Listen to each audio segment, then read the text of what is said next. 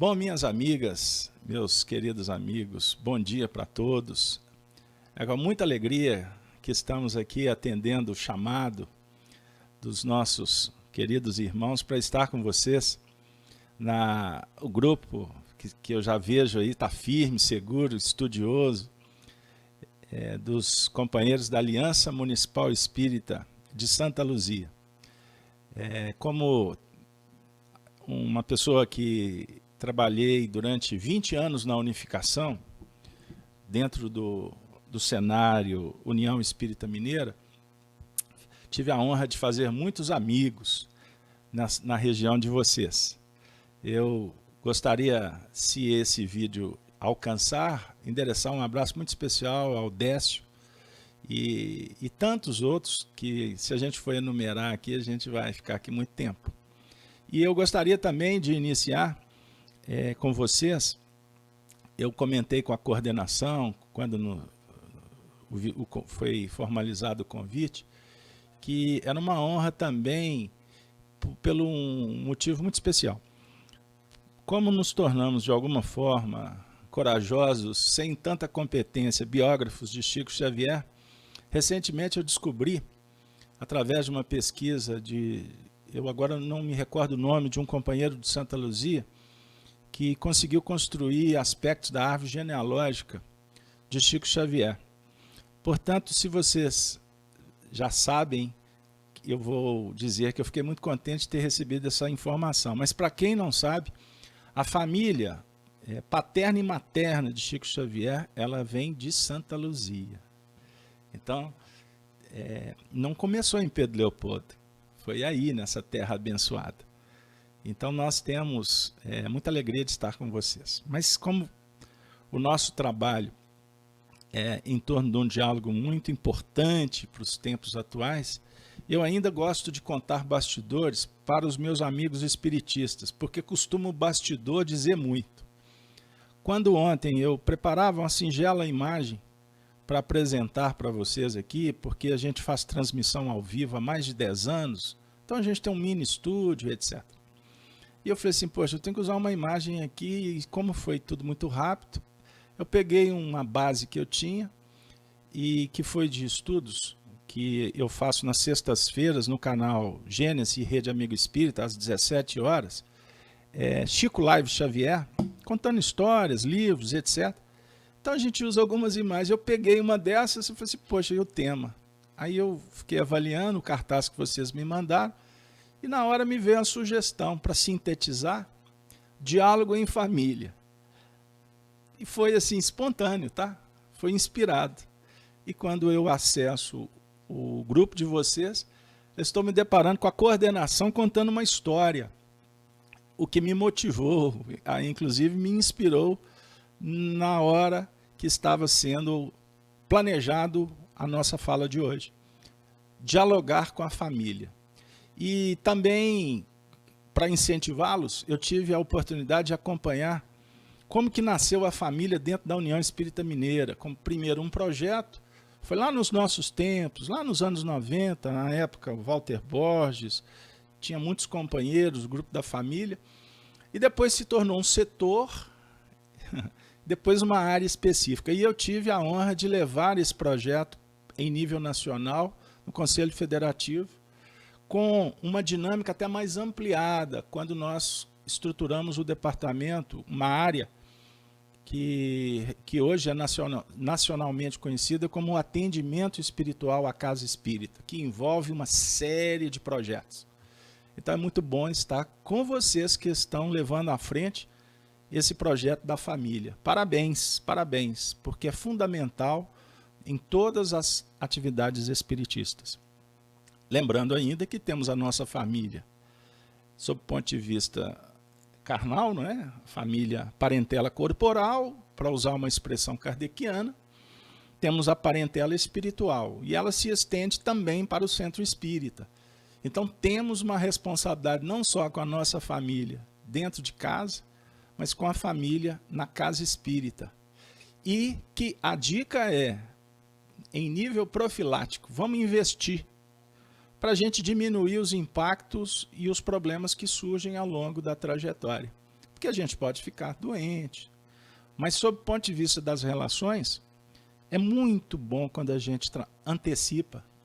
E nós temos um ingrediente espetacular, que é o conhecimento espiritista, que nos aproxima um pouquinho da vivência da lei do amor. Amor é tudo. Amor é base. Sem amor, as relações têm prazo de validade. Com amor, perpetuam. Olha que beleza. Então, eu gostaria de, após essa introdução, agradecer a vocês, porque quando somos chamados para falar desse tema, naturalmente nós temos que trabalhar com o nosso passado, porque quem não tem passado não tem história. Eu não estou falando em nível individual, pessoalista, não. É só do ponto de vista das experiências, porque todo encontro espiritista, ele propõe, ele tem como nascedor uma ideia fundamental que não é nova. Nós podemos remontar à filosofia clássica, dos tempos de Pitágoras, Parmênides, lembrar de Zenon, mas também trazer a figura do grande pai da filosofia, que é Pitágoras. A palavra filosofia foi inventada por ele. Um dia perguntaram para ele se ele tinha sabedoria.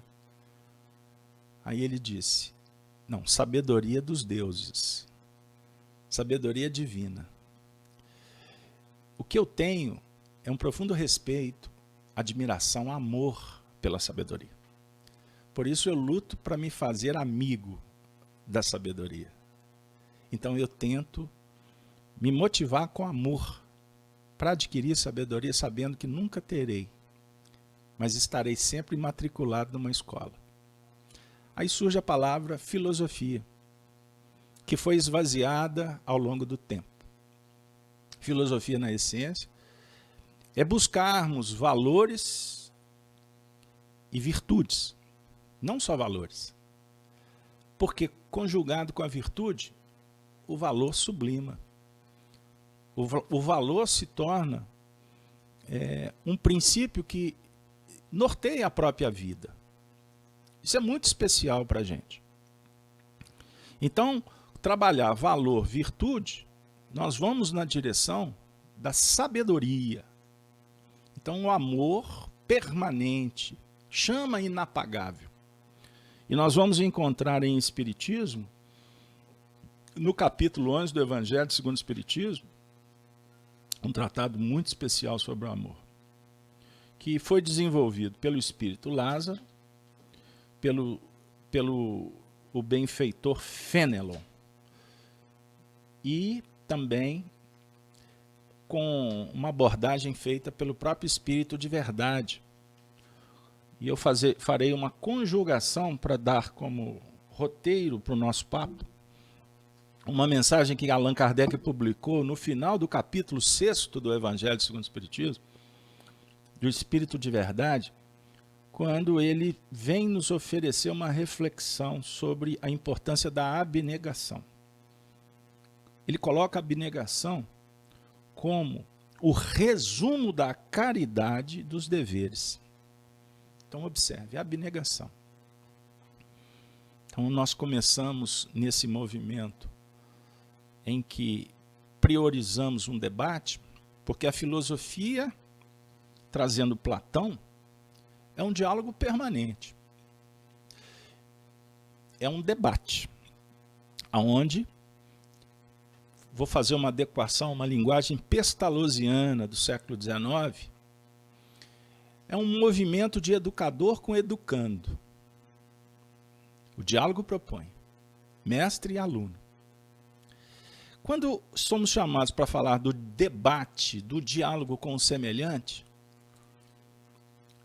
seria incompleta a abordagem se nós não refletíssemos primeiro sobre o diálogo consigo mesmo.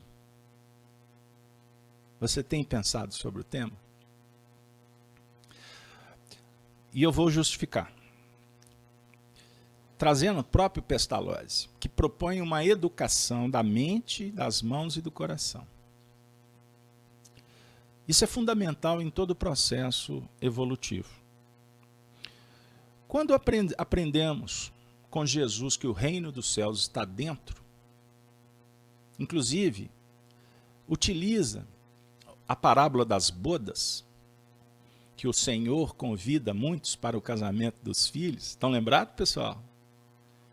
E essa parábola é tão extraordinária que Allan Kardec escolheu para abrir o capítulo 18 do Evangelho segundo o Espiritismo. E Kardec comenta que o reino dos céus, nós podemos compará-lo a uma grande festa,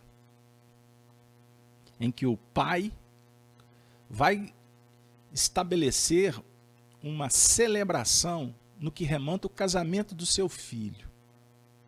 O que significa? Sob o ponto de vista íntimo. É o encontro consigo mesmo. Quando nós percebemos a filiação divina, somos herdeiros.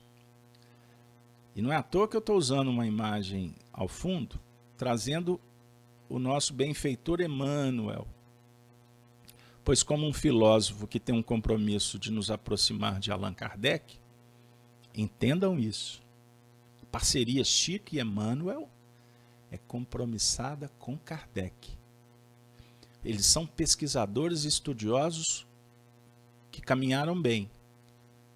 Como todos aqui são pesquisadores e estudiosos que estamos caminhando, graças a Deus, muito bem. Não é à toa que estamos juntos nesta manhã.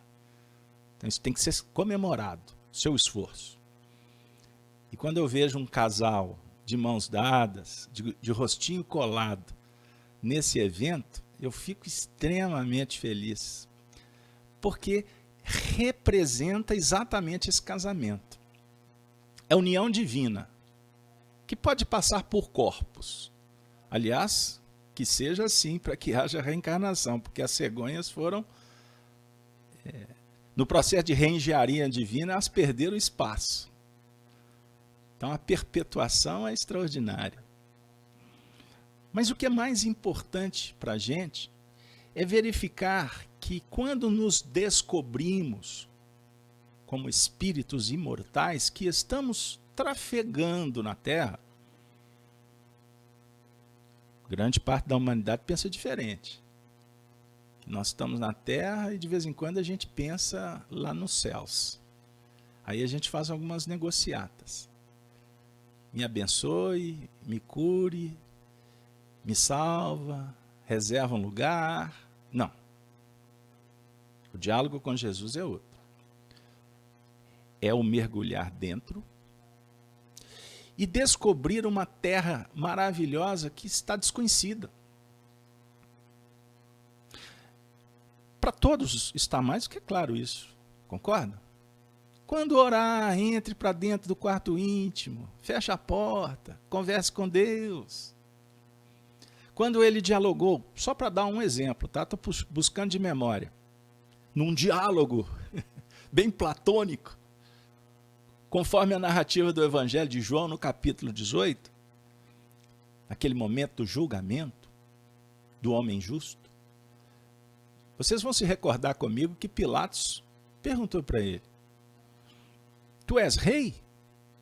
Qual foi a resposta? Ah, Carlos Alberto, peraí, vou lembrar. Calma, vamos junto. Não se preocupe com a resposta. Entra dentro do cenáculo. Lembrando que em filosofia não se responde perguntas. Você atende quem indaga. Porque nem sempre a pergunta diz o que realmente é necessário. Qual é a demanda? Porque costuma o indagador nem saber formular a pergunta. Sabe aquele médico que pega o resultado, te dá logo a prescrição e te manda embora? Que nem olha direito nos olhos do paciente? A maioria dos médicos olham, eles são humanitários. Eles são iluministas. Mas existem os que não. Que somos nós quando muitas vezes dialogamos. Não prestamos atenção na demanda. A gente quer logo a resposta rápida, pronta. Porque a nossa mente foi formatada por know-how, para dar resultado. Jesus disse para ele, olha que legal isso, tu o dizes que eu sou rei, só para lembrar, porque literalmente é assim, tu és rei? Aí ele responde, tu o dizes ou disseram para ti? Você foi informado ou você está falando de você mesmo? A dizer o seguinte, se você estiver falando, se essa indagação for oportuna, sua, ela é legítima. Se apenas você está querendo atender curiosidade, não tem sustentação a sua pergunta. Ela é falaciosa, ela é transitória. É como dizendo assim, por que eu vou te responder se você realmente não está interessado? Mas em seguida, ele empreende um processo chamado maiêutica socrática. Ele devolve para o indagador, esperando que aquela ideia fosse gestada na sua intimidade. Vale ainda um elemento, hein, gente? Não se preocupe comigo, que abre muito painel. Eu vou levar vocês para vários cenáculos. A princípio não vai aparecer uma questão ordenada, metodológica, mas no fim a gente chega. Eu gosto de explicar, porque não tem mistério.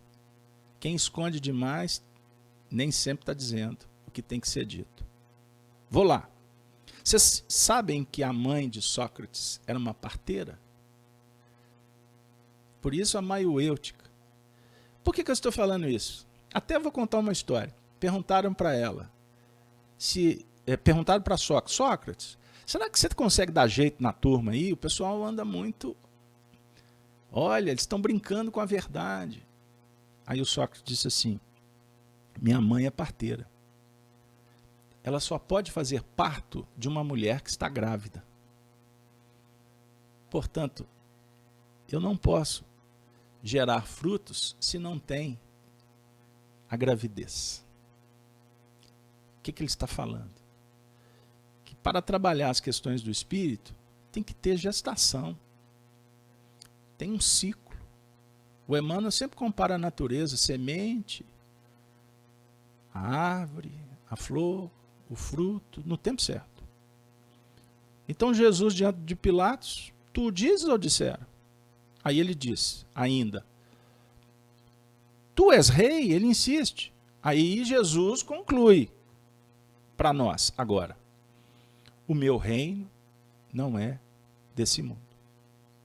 O meu reino ainda não é daqui.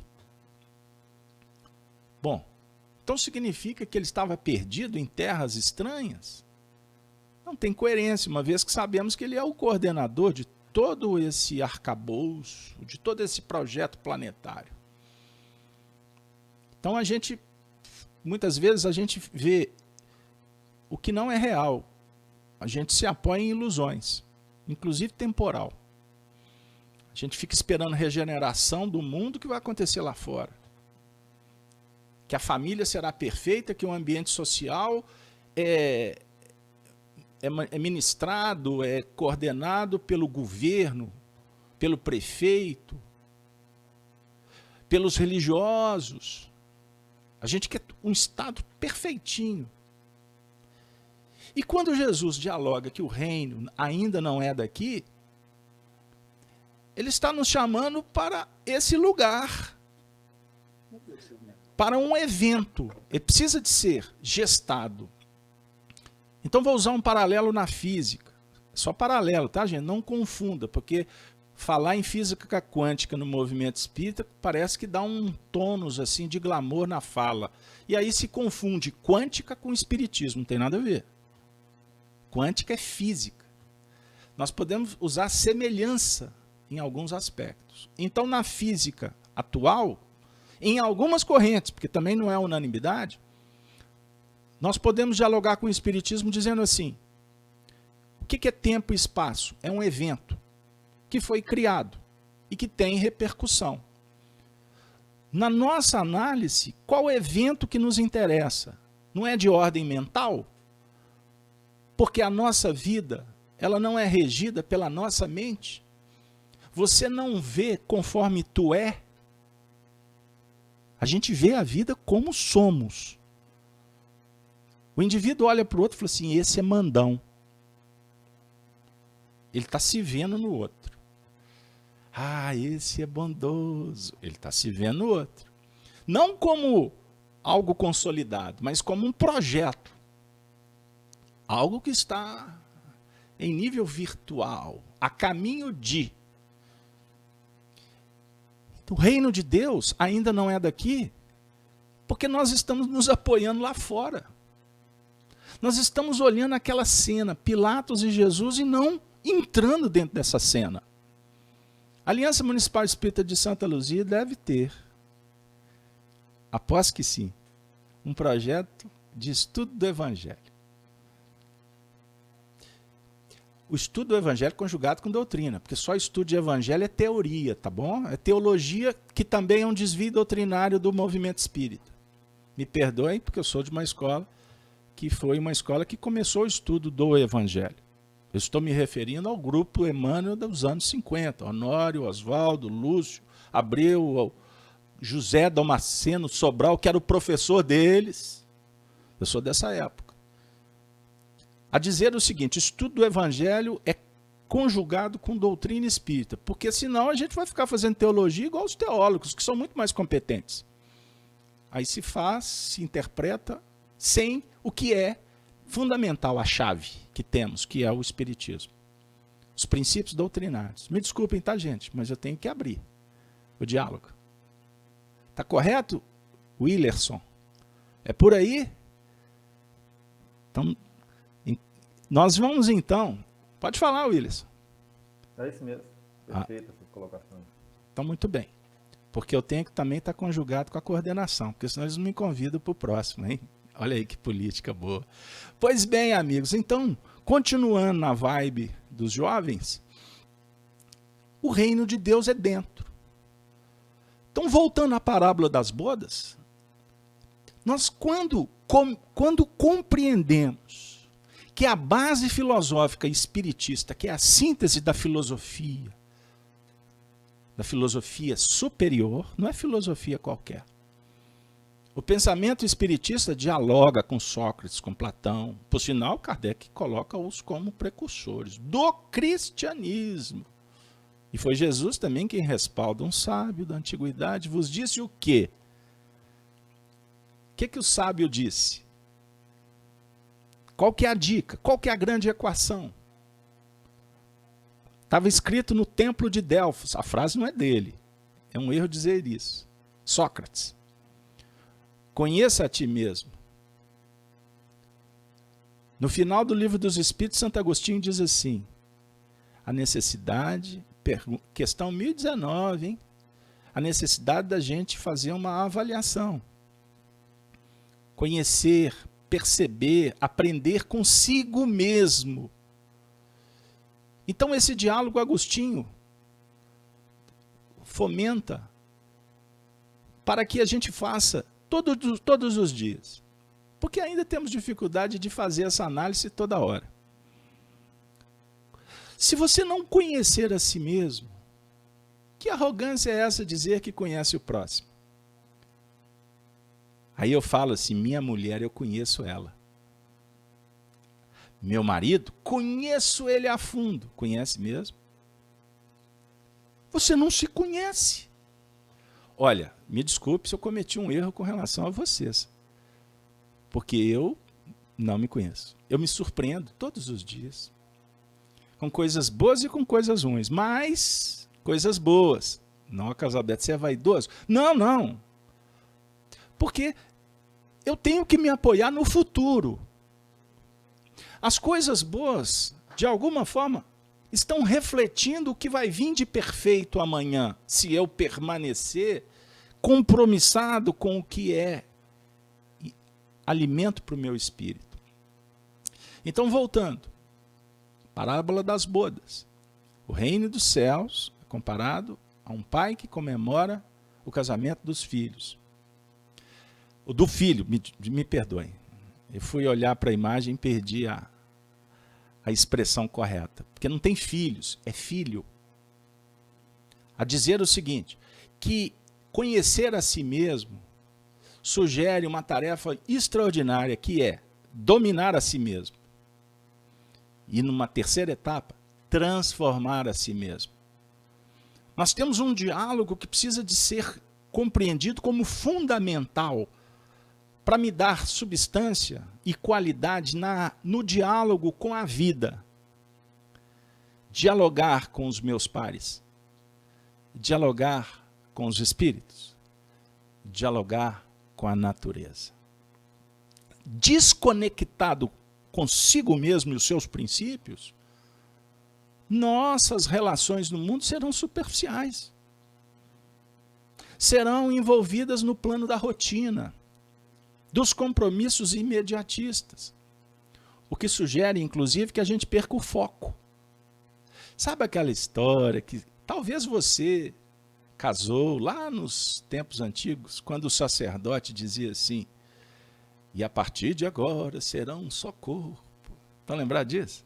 Na saúde, na doença. O Casaberto não tem isso mais não. Não, tem sim, tem. E ajuda muita gente. Só que a questão é de foro íntimo. Não é porque o sacerdote apenas disse.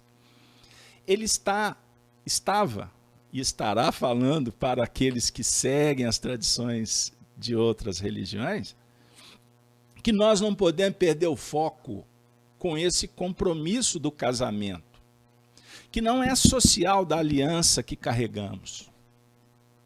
Não é esse. Isso aqui é um símbolo. Nas tradições antigas, no Egito, vocês sabem que as ideias eram registradas nos papiros, e o grande lance era os sacerdotes desenrolar os papiros para interpretá-los no dia a dia. O que significa? O símbolo, ele guarda uma ideia, esperando que o aprendiz se aproxime, se candidate, se coloque na vanguarda da interpretação do que a ideia está sugerindo, porém de uma forma muito sutil ao longo dos milênios. Vou brincar filosoficamente com a Cleia. Cleia, você que é fera em espiritismo, pergunta a Kardec na 621, aonde está, não é aonde estão, hein? Aonde está escrita a lei de Deus, Cleia? Na nossa consciência. Que beleza, eu falei com essa menina, eu queria ter uma filha assim. Na consciência, a consciência precisa de ser interpretada como um papiro que nós temos que desenrolar. Então nós temos que aprender a olhar, mas com olhos de ver. Não é olhar tergiversando, olhar querendo driblar, fazer um ajuste técnico para ficar bem em sociedade. Não, eu sei que isso, mas contudo eu ainda negociar no jogo da sedução com a imperfeição. Nós temos que olhar com olhos de ver. O olhos de ver, Jesus disse, é o olhar da coragem. E para você ter coragem, você precisa de fundamentação. Eu vou perguntar para a Elizabeth, que está aí no chat. Elizabeth é estudiosa, eu estou vendo que ela está anotando ali. Até para ver se as citações nossas estão erradas. E faça isso mesmo, Elizabeth. Depois, por favor, hashtag, manda um e-mail. Casalberto, você cometeu um erro. Graças a Deus, alguém me alertou. Então, a Elizabeth sabe que é importante que a gente tenha os princípios muito claros. Quais princípios? Os que devem nortear a sua vida. Quais são eles? Não sei, você que escolheu. Você continua analisando, você continua definindo. Mas se eles estão claros, nada no mundo pode te abalar. Nenhuma torrente, nenhuma tempestade, nenhuma pandemia será suficiente para te tirar da caminhada, porque você já definiu aonde tu quer chegar. Quem não sabe aonde quer chegar, ali esse país das maravilhas, qualquer caminho serve. Estão lembrados? Ah, tá falando que o pessoal é bom de filme também? De livros? Qualquer caminho serve. Qualquer evento da AME eu vou. Qualquer dica do Centro Espírita, estou junto. Mas não sabe por que está indo. Da mesma forma, as relações do mundo. A gente junta, fica. Eu não sei se o termo atual é esse, né? Mas eu já sou antigo. Na minha época era ficar. Vamos ficar. Aí eu brincava nas minhas palestras antigas, que o pessoal ficava que na verdade fincava o pé na lama. Porque depois tinha que desfincar o pé na lama por tanto que fincou, que ficou e não resolveu nada. Relações superficiais das tribos, do nosso movimento integrativo com uma sociedade materialista, que é sustentada pela vaidade do consumismo. Compreenderam? Que na verdade é um diálogo com a ganância e com a ambição, com atendimento ao prazer do corpo, mas sem substância. O que acontece na sequência? O tempo e o espaço, eles vão, na verdade, perder o foro que os alimenta. Prazo de validade. Traduzindo na prática. Quando desconectados com o que realmente eu quero, com essa busca constante do se conhecer, as forças da alma ficam como que obliteradas, porque a gente escolhe outras frequências motivadoras. Carlos Alberto, eu queria que você falasse mais da minha relação com meu namorado, com meu marido, com meu filho. Eu falei assim, calma. Eu chego lá.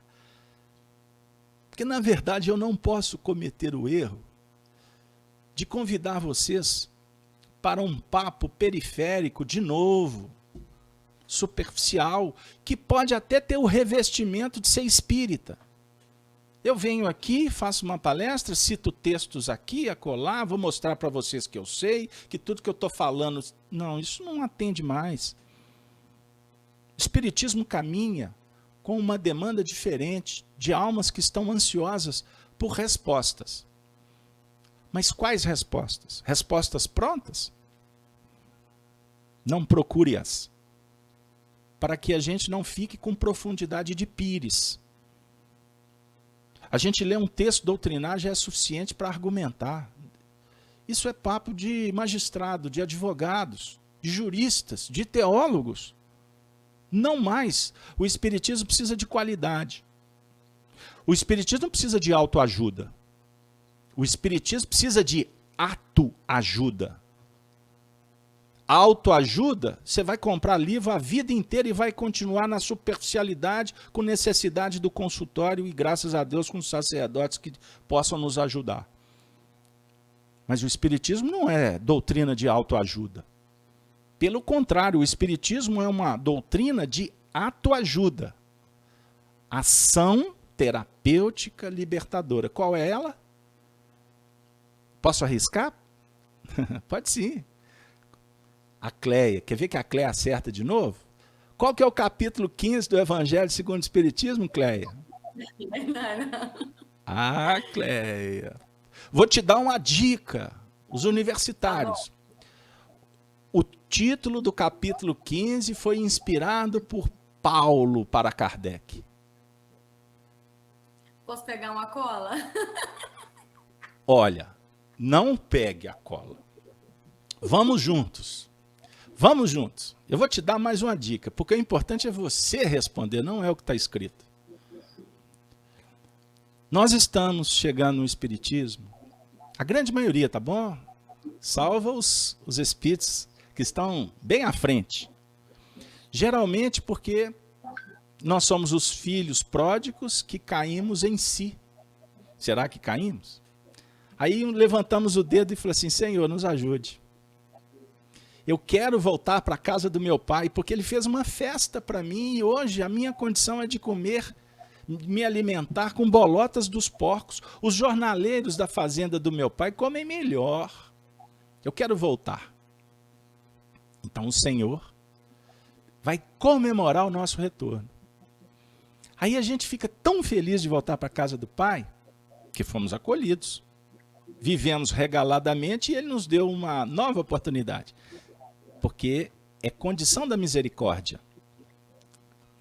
Misericórdia não dialoga com justiça humana, que cheira violência numa expressão do Espírito Emmanuel. A diferença da misericórdia, que é justiça divina, é misericórdia. Dá oportunidade. Porque o ato do dever, a vontade, quando nos compromissamos com a mudança, ela é suficiente para alterar espaço e tempo e gerar um outro evento. Então, quando motivados pela gratidão, porque nós recebemos o benefício no Centro Espírita, não foi? Ah, Casalberto, meu filho, mas graças a Deus. Ah, minha obsessão, graças a Deus, hoje eu sou outra pessoa. Aí quando a gente levanta, surge uma virtude que a gente vai investir, que é a gratidão, é a dignidade. Gratidão e dignidade caminham juntos. Aí nós vamos sair para retribuir. É o filho que diz assim, mamãe, agora eu vou cuidar da senhora. Olha que expressão genuína de um filho que está a caminho da regeneração. Ele não vai dizer assim, mãe, agora tem que ser eu, né? Fazer o quê? Isso aí ele não está caminhando para a regeneração, não. Ele está igual o cachorro querendo morder o próprio rabo, andando em ciclo, mas não tem problema. Amanhã ele vai ser pai, ele vai cuidar de um filho e vai ver um determinado momento da vida que o filho vai cuidar dele. E se ele vai pagar porque ele reclamou? Não. Ele vai ter oportunidade de rever conceitos, que a vida ensina. Portanto, em Espiritismo, Deus não pune, Deus não privilegia, Deus não premia ninguém. Isso é um equívoco doutrinário interpretativo, porque somos nós os responsáveis pelo próprio destino. Livre arbítrio. Compreenderam? Ah, mas no mecanismo evolutivo, Carlos Alberto, tem expiação? Pois bem, o que é expiação? Você sabe? Ah, deve ser espiar no inferno. Não, não tem nada a ver. Espiar é um diálogo com o passado. Quando a gente cai em si e percebe o erro. Se é que foi um erro, porque senão não será expiação. O que eu quero dizer com isso? Quando você não sabe, o que você faz é lei. No Livro dos Espíritos, no livro Céu e Inferno, nós vamos encontrar teorias interessantes que explicam isso. Quando eu não sei, o que eu faço é lei. A dizer o seguinte, quando o espírito é infantilizado moralmente, o que ele faz não traz responsabilidade moral. O grau de conhecimento é zero. Como é que você vai imputar responsabilidade para uma criança? Mas a partir do momento em que a gente vai descobrindo, que a vida vai te ensinando, aí você vai desenvolvendo o senso moral, o senso de justiça na sua intimidade. Então a gente passa a discernir o que é bom e o que não é bom. Para a alma. Porque a lei divina está sendo escrita por cada um. Agora complicou. Não, calma, a gente chega lá. Ou você acha que a lei divina, Deus colocou um chip lá dentro do seu psiquismo e você está descobrindo que lei que é essa? Ah, pessoal, doutrina espírita não é assim, bate pronto não. Kardec fala que é necessário um estudo gradativo, metódico. É um estudo que envolve sentimento, constatação, comprovação.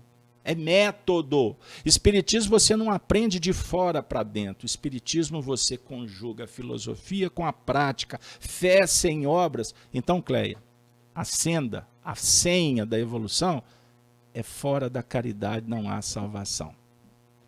E qual que é a essência? Qual que é o resumo da caridade? Foi a primeira citação que eu fiz. Abnegação. O que é abnegação? Ação caracterizada pelo desprendimento e altruísmo, em que a superação das tendências egoísticas da personalidade é conquistada em benefício de uma pessoa, de uma causa, de um princípio. É uma dedicação. Então, o espírito de verdade, se vocês não concordam, não contestem Kardec, tá? Porque Kardec não tem culpa nisso não, para brincar. É o próprio Jesus que está dizendo que a abnegação é a essência da caridade. Agora sim podemos dialogar com o semelhante, com a sua filha. Bora trabalhar, né? Agora nós vamos sair do ambiente interno. Combinado? Então, para efeito didático, o diálogo falou assim, Caso Aberto é um encontro de casal. Não foi isso? Coordenação que nos convidou. O Edson. Caso Aberto é um encontro de casal. É o primeiro encontro de casal. Eu falei assim, meu Deus, o que eu vou falar? Eu não tenho autoridade para falar da minha vida conjugal. Mas dá para pegar algumas coisas. Eu não posso ser hipócrita. Eu tenho que ser verdadeiro. Então, diariamente, eu levanto, faço uma prece e peço, Senhor, me ajude na minha relação com a minha querida esposa. Mas, Senhor, eu preciso primeiro dialogar com as minhas imperfeições. Como é que vai ser? Como que será a minha reação na hora que ela falar assim, mas você não limpa a louça? Que tanto de palestra espírita que é essa? A gente, né? Eu estou exagerando, porque a minha Madonna é uma musa inspiradora. Eu só não posso falar perto dela, para ela não empolgar e exigir mais. Que aí pode ser que eu não dê conta. Compreenderam a minha brincadeira, Florival? Só para brincar, tá bom, Daniele? Denise, a Érica, vamos bater papo, o Elbert, vamos falar com a Edilene, vamos falar com a Ayla, vamos falar com o Brasil. Ô Brasil, tudo bem, Brasil? Um grande abraço para a turma, lá para a Edna, manda um abraço para... Eu vou ficar igual o Maguila agora, mandando um abraço para todo mundo. Eu peço a Deus para me ajudar, porque eu tenho meus limites e a minha esposa tem limites. Eu tenho filhos. Porque quando é só um casal, não é família, tá bom? Combinado? Hashtag. Vamos ficar em paz? É um casal. Terceiro elemento virou família. O Caso Aberto, mas nós não temos filhos biológicos e nem adotamos. Mas aqui em casa é cheio de gente. Então tá bom, é família também. Então tem a família espiritual. Estou brincando com as palavras, mas para fazer um ajuste pedagógico. Porque nós vivemos no mundo mental num regime de associação. O que é isso? Porque nós produzimos o tempo todo. Sua mente não para de gerar pensamento. Pensamento traz sentimentos. Aliás, o sentimento é engrinalda o pensamento. O pensamento pode ser um pensamento que agrega, que constrói, como pode ser o que desagrega e destrói. Nós somos criativos. No seu departamento mental existe uma área chamada criatividade que não pode jamais ser desligada. Não pode. Vou fazer um paralelo com John Wister Lennon. Olha que misturança, hein? Hein, Williamson? O Lennon dizia assim, o homem que não sonha é um homem morto. O Lennon era irreverente. É ainda, né? De vez em quando ele passa por aí. Mas ele está certo. Se a gente desarticular os sonhos, a vida acaba. Você para de produzir. Agora eu vou dialogar com Kardec, quando ele fala sobre a fé no Evangelho segundo o Espiritismo. A fé é uma força da alma. A gente confunde fé com prática religiosa. Fé é força interior, que também dialoga com as religiões, até para te motivar. A fé, ela caminha junto com o amor. Fé significa fidelidade. Vem do fides. Vamos nas palavras, na etimologia, nos significados?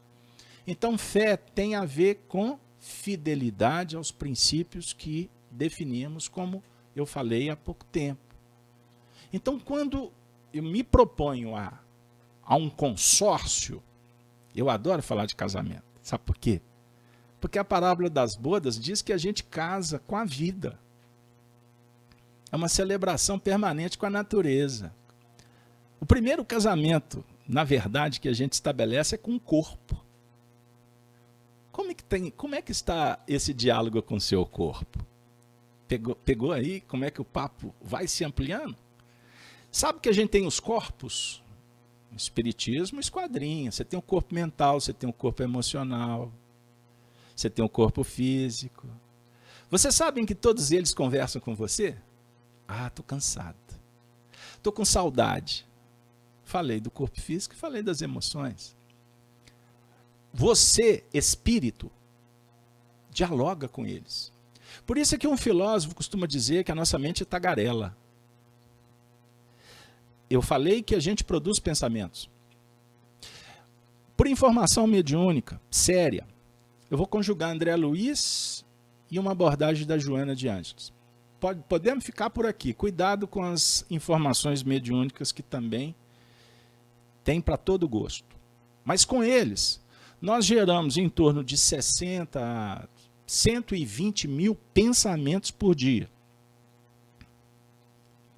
120 mil pensamentos por dia. Depende da evolução do espírito. Os pensamentos, eles são um cartão de visita nosso nas relações. Então imagine, você gera o seu próprio pensamento e assimila também o pensamento dos outros. Casalberto está apertando, está complicando. Não, calma, a gente chega lá. Então nós vivemos num mar de ondas, porque o pensamento é energia. Então você está assimilando. A sua mente recebe correntes de pensamento. O que Letícia vai explicar? Sabe aquela hora que você está assim muito bem, lendo um livro, aí do nada surge um pensamento que não tem nada a ver com aquela leitura e te causa um mal-estar, uma ansiedade, uma irritação. Aí você fala assim, mas por que eu estou assim? Ou então você está lá fazendo o alimento na cozinha, de repente você lembra de fulano, aí passa um pouquinho, o telefone toca, chegou a mensagem, não fica fazendo comida, vendo mensagem não, que queima o arroz, tá bom? Pode ser perda de foco. Mas sabe aquele pensamento que chega, do nada? Olha, eu gosto do exemplo, naquela época, antes da pandemia, que a gente ia para o supermercado lotado, eu perdi da minha esposa. Ela ia com um carrinho para um lado e eu para o outro. Eu falei assim, e agora? QD, coisa de mineiro. Cadê? Aí eu falei assim, vou mentalizar. Aí eu fechava os olhos. Quem passava perto de mim, você que é médium doido. Aí eu fechava os olhos assim, meu amor, onde tu está? Eu preciso ir embora. Aí vinha assim, eu acho que está para o lado de lá. Aí eu pegava o carrinho, achava ela. Oh, bem, que saudade! Porque nos relacionamos mentalmente. O que eu quero dizer? Como eu convivo com ela há muitos anos, muitas encarnações, a gente já conhece, a gente já consegue identificar as ondas mentais, quando está bem, quando não está bem. Sabe quando você olha para sua esposa e fala assim, já sei que ela vai falar isso. Passa um pouquinho, batata, ela disse isso. Então, quanto mais afinidade, mais capacidade nós temos de registrar a onda mental.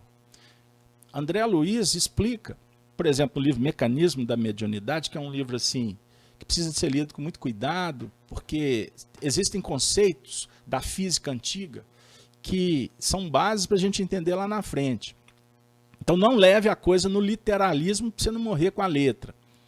Mas no Mecanismo da Mediunidade a gente aprende, com a analogia à física antiga, sobre a questão de sintonia e afinidade. Observem bem. Vocês não me conhecem a princípio. Alguns nós estamos reencontrando. O que favorece que tenhamos, vamos dizer assim, só de olhar um para os outros a gente sente bem. A gente se sente motivado, bate uma saudade. Alguma coisa inexplicável que eu diga assim, não, eu quero ficar ali. Essa pessoa é legal. Tem tudo nos dizendo que estamos reencontrando. Emmanuel diz assim, que a vida é um permanente encontro, reencontro, e com Jesus não tem desencontro. Quer dizer, sem Jesus pode acontecer desencontros. Lembra quando tu conheceu, Florival, a musa amada? Aquele dia inesquecível, bateu o olho, piscou os cílios, ela, Alma gêmea. E até hoje não gemeu e nem ficou gemada.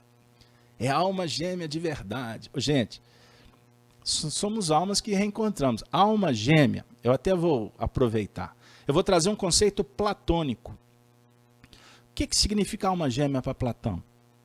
Duas almas que dão as mãos para crescerem juntas. Ponto.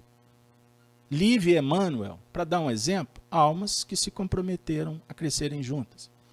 Não misturando alho com bugalho, porque a alma gêmea virou até metade de laranja.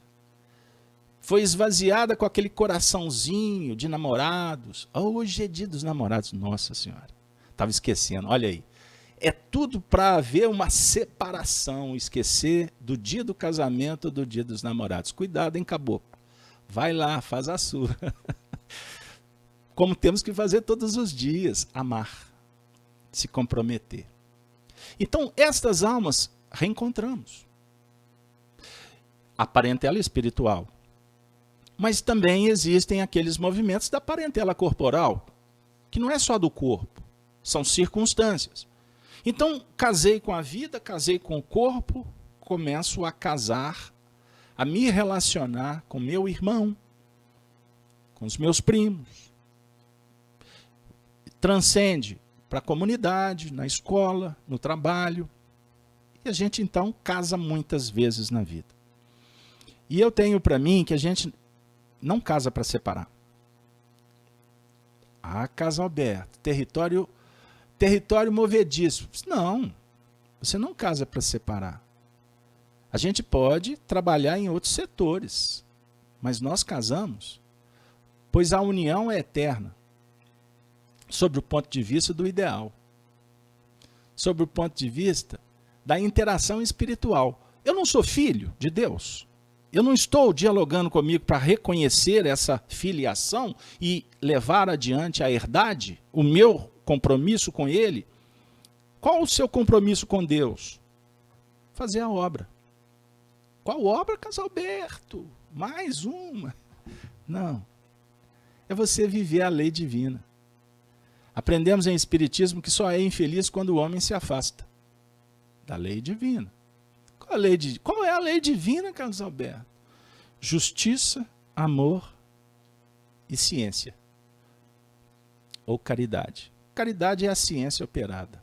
Questão 1009 do Livro dos Espíritos, para quem quiser anotar, uma mensagem belíssima de Paulo de Tarso, quando ele diz assim, que a humanidade caminha para gravitar em torno da unidade divina. Para isso são necessárias 3 coisas: justiça, amor e ciência. Mas existem 3 forças contrárias e opostas: a injustiça, o ódio e a ignorância. É só você inverter a equação. Então nós estamos querendo superar a ignorância. Precisamos de conhecer. Precisamos de estudar. Pois estudando nós teremos recursos, tecnologia e energia para trabalhar no investimento das relações. Estão vendo como é que é um curso que nos matriculamos, que exige muitas aulas, muitos encontros que não podem ser apenas um encontro de casal? Então eu me casei com meu irmão, ele brigou comigo, faz parte. Mas eu estou exercitando o bem, não estou? Então, de minha parte, eu busco harmonizar o contraste. Wilson, você que é um filósofo, você sabe qual que é a definição de beleza, sob o ponto de vista filosófico? Beleza é a harmonia dos contrastes. Cada artista harmoniza conforme vê, conforme sente.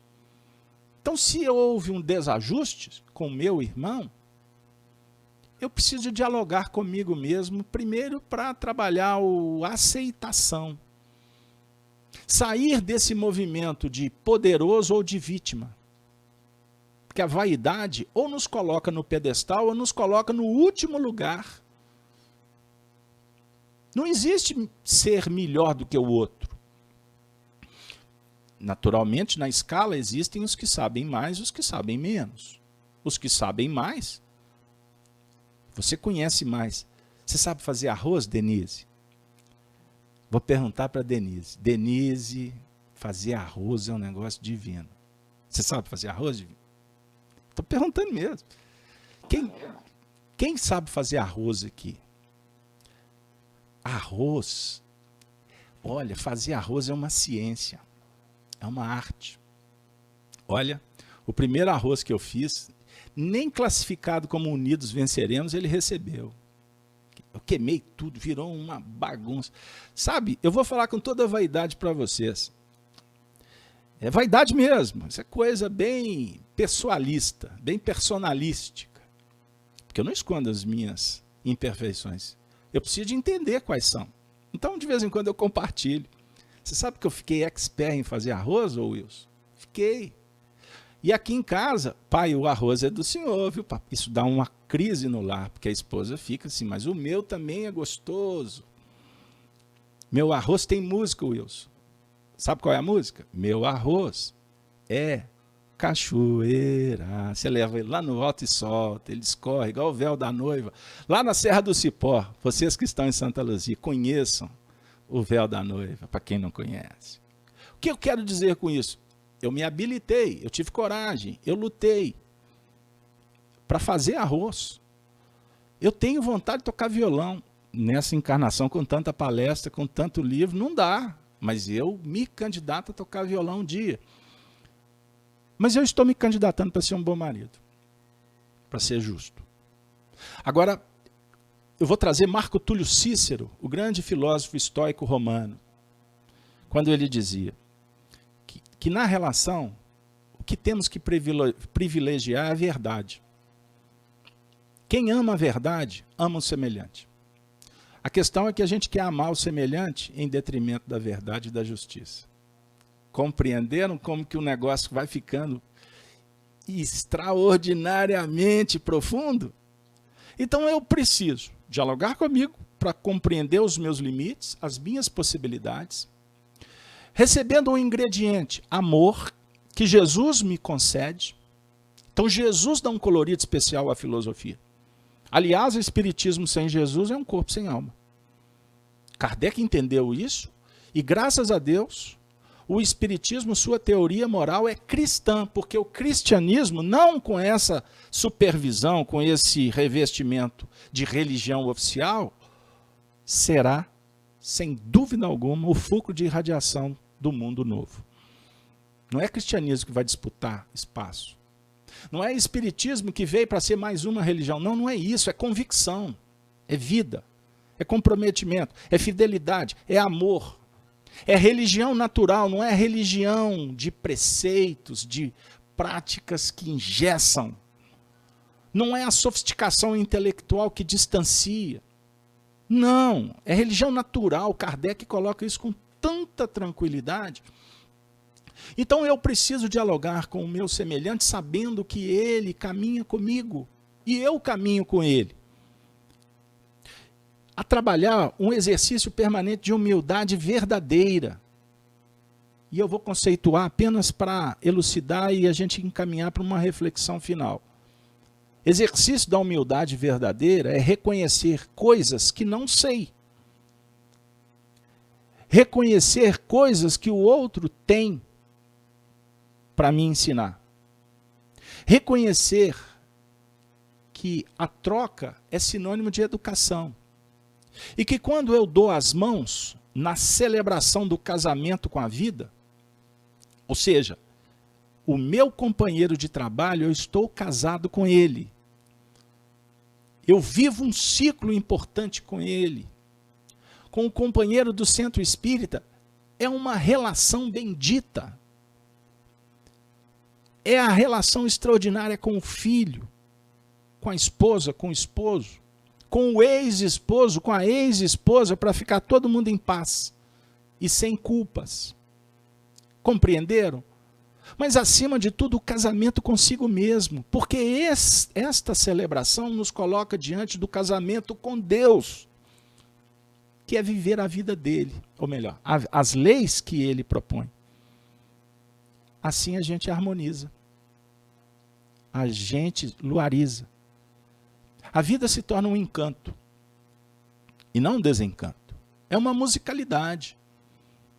E quando nós tropeçarmos, nos equivocarmos, nos pré-julgamentos, que é uma imperfeição. Vai, é uma dica, hein? Pré-julgamento é imperfeição igual o egoísmo é. Porque pré-julgamento é presunção da verdade. Todos possuem a sua. A maneira com que eu vejo a vida é o estado que eu atingi. Sou eu. Eu vejo a vida como eu sou. O próximo, o mesmo. Se nós estamos juntos, é para dar as mãos. Lembra daquela música lá da década de 70? De vez em quando eu estou lembrando dessa música, eu estou ficando mais velho. Dizem que a memória vai trazendo o passado. Vamos dar as mãos, vamos todos dar as mãos. Lembra dessa música? Então vamos dar as mãos, sabe por quê? Porque junto a gente pode mais. Porque quando eu estou com o outro no exercício da humildade, eu e o outro vamos descobrir que a gente não sabe tudo. E que temos muito que aprender. Então observe, eu não sei sozinho, eu preciso do outro. Junto com ele, nós dois vamos crescer também. Mas sempre com o movimento da humildade em buscar juntos a construção de uma verdade que possa ser benefício não para mim apenas, mas para todos. Então, a Ayla colocou aqui, vamos dar as mãos, vamos cantar. Olha que legal. Então vamos cantar a vida. Vamos também celebrar, porque o Evangelho é uma festa. É isso que a gente talvez não compreendeu ainda. A gente pensa que a proposta do Cristo é do sacrifício, é do sangue, é da morte. Para lá com isso. Nós somos espíritas.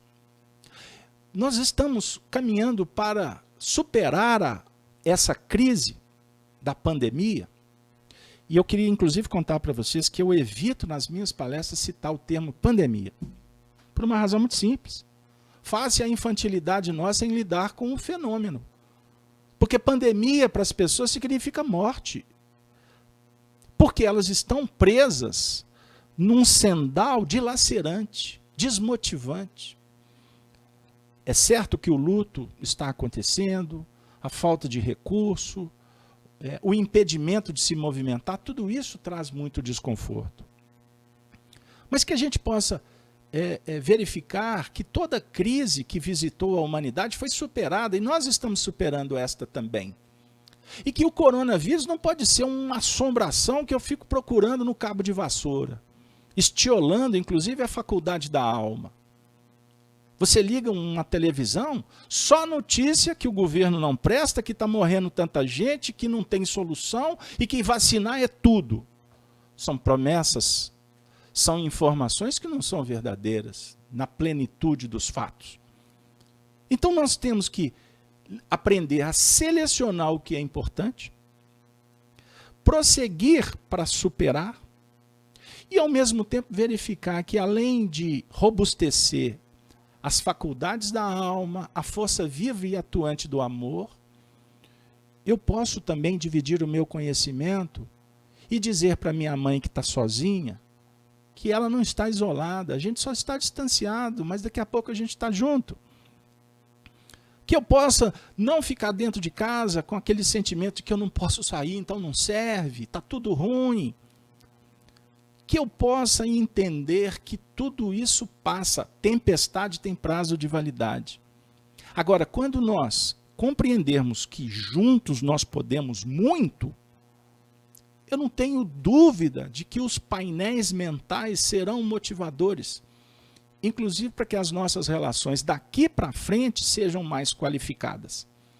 E que eu possa sair deste processo, não como eu entrei, e a maioria vai sair como entrou. Escute o que eu estou dizendo. Não é engenheiro de obra pronta, não. É só uma questão de estudar história. Porque os erros se repetem, poucos aprendem. Basta olhar a equação do Evangelho. Jesus curou 10 leprosos. Quantos voltaram? 1. Então a gente estudava com Honório Abreu a equação dos 10%. Muitos são chamados, poucos escolhidos. Na verdade, somos nós que nos escolhemos. Então, Evandro, que Deus nos abençoe para que tenhamos humildade e sabedoria para fazermos parte do grupo dos 10%. Porque eu não quero sair da crise como eu entrei. Eu quero aproveitar cada lance, cada experiência, porque em algumas foi experiência profunda. Eu vi amigos, inclusive da União Espírita Mineira Brasil, um parceiro de décadas de trabalho, Felipe Stabile, Elzio Antônio Cornélios, assistimos o Walter Borges, companheiros que desencarnaram pelo Covid. Eu tive Covid.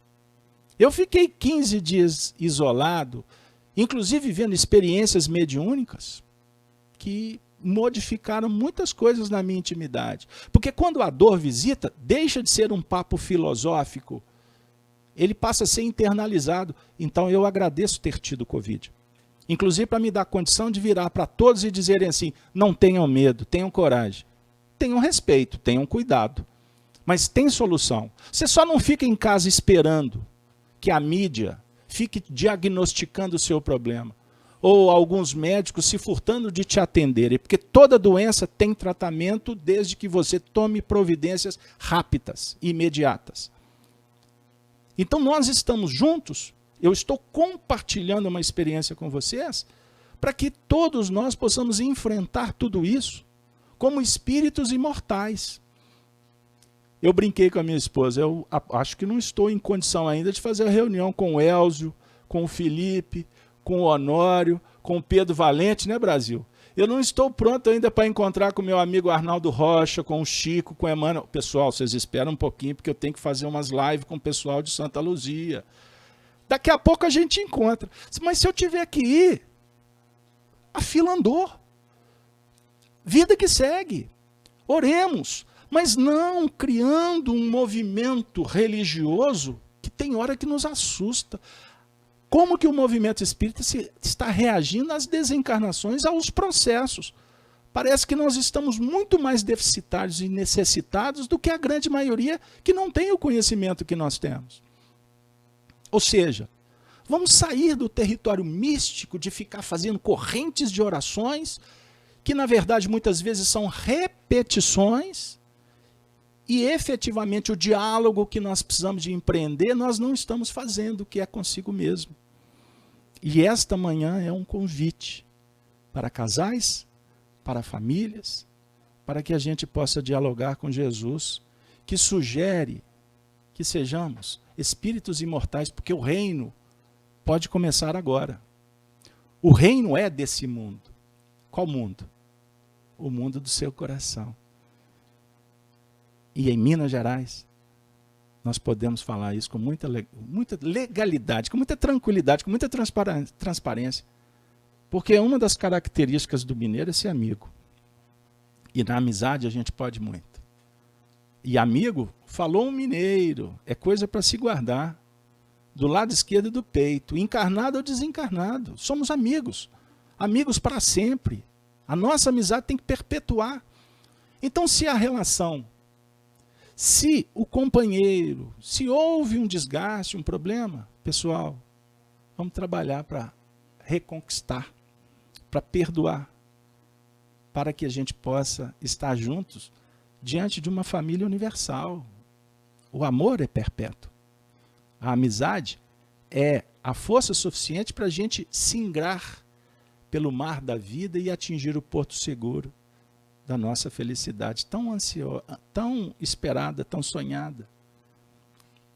Maria Dolores nos visita nesta manhã para dizer: retrato da amizade. Agradeço, alma fraterna e boa, o amor que no teu gesto se condensa, deixando ao longe a festa, o ruído e o repouso, para dar-me a presença. Sofre sem reclamar, enquanto exponho minhas ideias diminutas, e anoto como é grande o teu carinho no sereno sorriso em que me escutas. Não sei dizer-te a gratidão que guardo pelas doces palavras que me dizes, amenizando as lutas que carrego em meus impulsos infelizes. Auxilias-me a ver, sem barulho ou reproche, dos trilhos para o bem, o mais certo e o mais curto, sem cobrar pagamentos ou louvores pelo valor do tempo que te furto. Aceitas-me no todo como sou. Nunca me perguntastes de onde vim, nem me solicitaste qualquer conta da enorme imperfeição que trago em mim. Agradeço-te ainda o socorro espontâneo que me estendes a vida estrada fora, para que as minhas mãos se façam mensageiras de consolo a quem chora. Louvado seja Deus, alma querida e bela, pelo conforto do teu braço, irmão, por tudo que tem sido em meu caminho, por tudo que me dás ao coração. Agradeço-te sempre, alma fraterna e boa, pela caridade que doas, por aceitar-me. Como posso apresentar-me diante de ti? Que Deus possa abençoar para que o nosso diálogo seja conosco, seja com o próximo, seja com Deus. Não há relação que possa se sustentar sem diálogo. Mas encerramos dizendo que o diálogo seja diálogo, que quando o outro for pronunciar, que eu possa ouvir com humildade, e não aqueles territórios da esgrima, enquanto o outro fala, eu me preparo para rebater. Isso não é diálogo, isso é um monólogo, que pode ser de 2 até de 10. Nós estamos juntos para aprendermos, inclusive, a admirar, a amar o semelhante como ele é. Se ele não compreende, se ele não me perdoa, se ele não se ajusta ao que eu faço, que Deus possa abençoá-lo, mas que eu possa me resignar e me ajustar, que eu possa usar da caridade o escudo protetor, a aliança que seja eterna e não imediata de respostas que atendam os meus anseios, que a minha participação na comunidade seja plural e não exigente, que cada um pense como pensa, cada um tem seu histórico. A minha verdade não necessariamente é a melhor para o outro.